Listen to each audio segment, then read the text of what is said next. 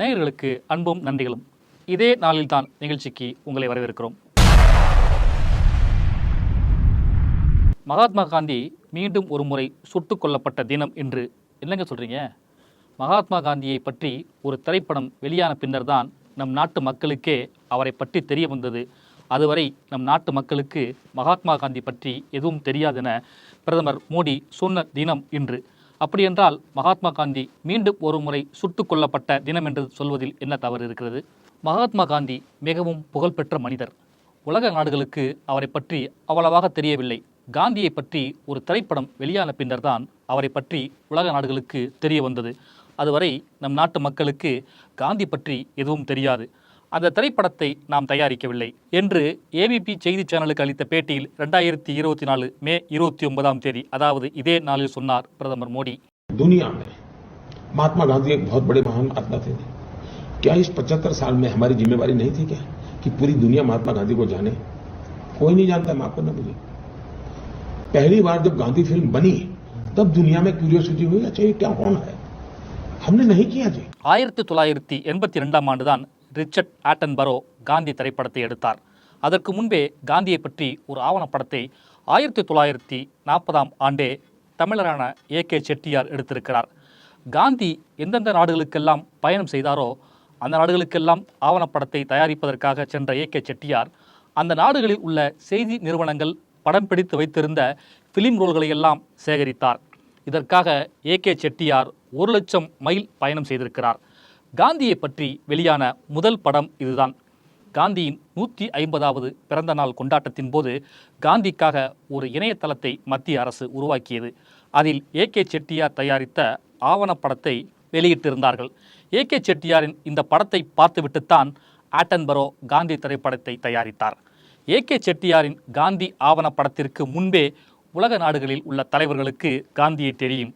உலக புகழ்பெற்ற எழுத்தாளர் டால்ஸ்டாய் 1909ஆம் ஆண்டே காந்தியுடன் நட்பு கொண்டிருந்தார்.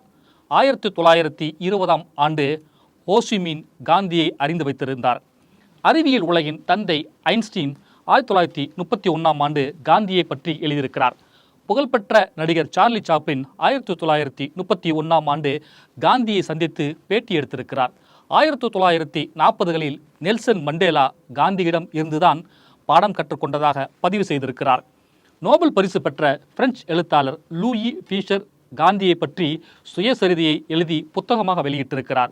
ஒரு வெளிநாட்டு எழுத்தாளர் சுயசரிதை எழுதும் அளவுக்கு மிகவும் பிரபலமாக காந்தி இருந்தார். இப்படி காந்தி புகழ்பெற்றிருந்த நிலையில்தான் காந்தி திரைப்படம் 1982ஆம் ஆண்டு வெளியானது. இந்திய விடுதலைக்காக காந்தி போராடுவதற்கு முன்பே அவர் தென்னாப்பிரிக்காவில் உள்ள இந்தியர்கள் மற்றும் ஆப்பிரிக்க கருப்பர்களுக்காக போராடினார். அவருடைய போராட்ட வரலாறு அங்கேதான் ஆரம்பித்தது. எனவே காந்தியை உலக நாடுகள் 1914ஆம் ஆண்டுக்கு முன்பே தெரிந்து வைத்திருந்தனர். இந்தியாவில் காந்தி நடத்திய உப்பு சத்தியாகிரகம் போராட்டம் உலக அளவில் பிரபலம். அந்த போராட்டத்தை கண்டு வியந்துதான் உலகின் மிக பிரபலமான அமெரிக்காவின் டைம் பத்திரிகை 1932இல் காந்தியை அட்டை படத்தில் போட்டு கட்டுரை எழுதியது. தென்னாப்பிரிக்காவில் போராட்டம் நடத்தியதால் ஆப்பிரிக்கா கண்டத்தில் காந்தி அறியப்பட்டார். பிரிட்டிஷ் ஆட்சியை எதிர்த்ததால் ஐரோப்பா கண்டம் முழுவதும் காந்தியை தெரிந்தது. இந்தியாவில் செய்த அரசியல் மாற்றத்தால் ஆசிய கண்டம் அவரை அறிந்து வைத்திருந்தது. இப்படி 3 கண்டங்கள் அறிந்து வைத்திருந்த ஒரே தலைவர் காந்திதான் என காந்தி பற்றி ஆராய்ச்சி செய்து புத்தகங்களை எழுதியிருக்கும் இந்திய புகழ்பெற்ற எழுத்தாளர் ராமச்சந்திர குஹா சொல்கிறார். 1948ஆம் ஆண்டு கோட்சேவால் காந்தி சுட்டு கொலை செய்யப்பட்ட போது உலகில் உள்ள 52 நாடுகள் காந்திக்காக துக்கம் கடைபிடித்தன. ஐக்கிய நாடுகளின் பாதுகாப்பு கவுன்சில் கூடி அஞ்சலி செலுத்தினர். அன்றைய அமெரிக்க ஜனாதிபதி ட்ரூமன் கண்ணீர் மல்க அறிக்கை வெளியிட்டார். உலக அரசியல் சரித்திரத்தில் காந்தியடிகள் ஒரு சிறந்த புருஷர். வருங்காலத்தில் இப்படி ஒரு மனிதர் நம்முடன் வாழ்ந்தார் என்பதை வரும் தலைமுறை நம்ப மறுப்பார்கள் என்று ஐன்ஸ்டீன் எழுதினார்.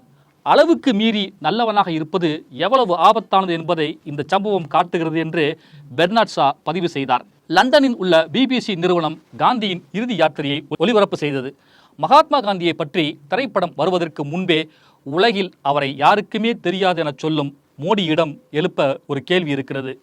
ஆட்டன்பரோவுக்கு மட்டும் எப்படி காந்தியை தெரிந்து ஆஸ்கர் வாங்கினார்? நியூயார்க் டைம்ஸ் தலைப்புச் செய்தியாக வரும் அளவுக்கு மகாத்மா காந்தி அவ்வளவு ஃபேமஸாக இருந்தார். PM நரேந்திர மோடி என்ற திரைப்படம் வெளிவருவதற்கு முன்பு வரை மோடியை கூட யாருக்கும் தெரியாது. பாஜகவைச் சேர்ந்த கங்கனா ரணாவத் நடித்த தலைவி திரைப்படம் வந்த பிறகுதான் ஜெயலலிதாவை பலருக்கும் தெரியும் என்று கொஞ்ச நாள் கழித்து மோடி சொல்லுவார் பாருங்களேன்.